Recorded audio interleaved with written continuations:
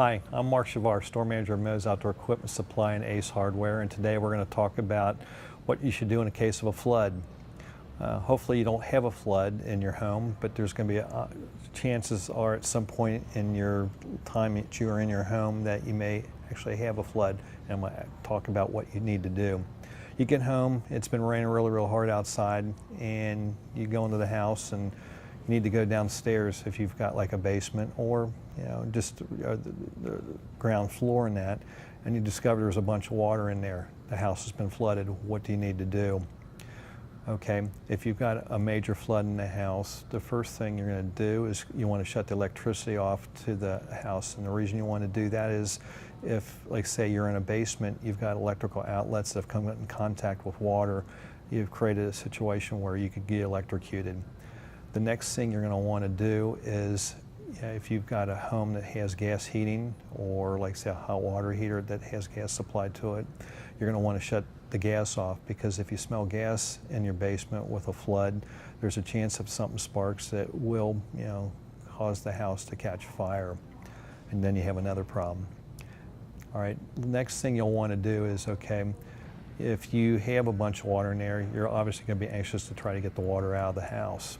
Okay, what's generally recommended is you can use a shop vac if you don't have a lot of water.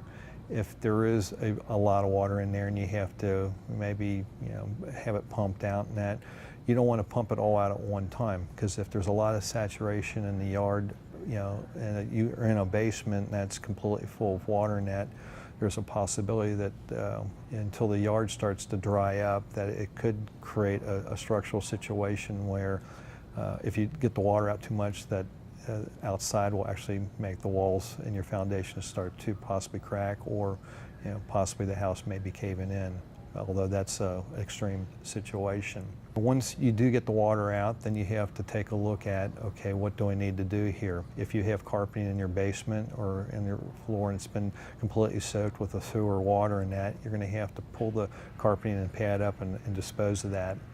The other thing you're going to need to do is to take a look if you have, say, a refrigerator, let's say, downstairs, and there's food that maybe the water came into contact with, you'll have to dispose of that as well.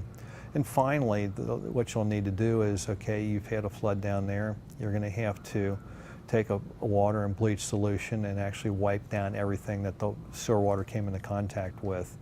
And if, like say, if you had furniture down there, that's something that had been struck by sewer water, you may have to have it professionally cleaned, or the worst case scenario, you have to replace it. What can you do as far as preventive measures?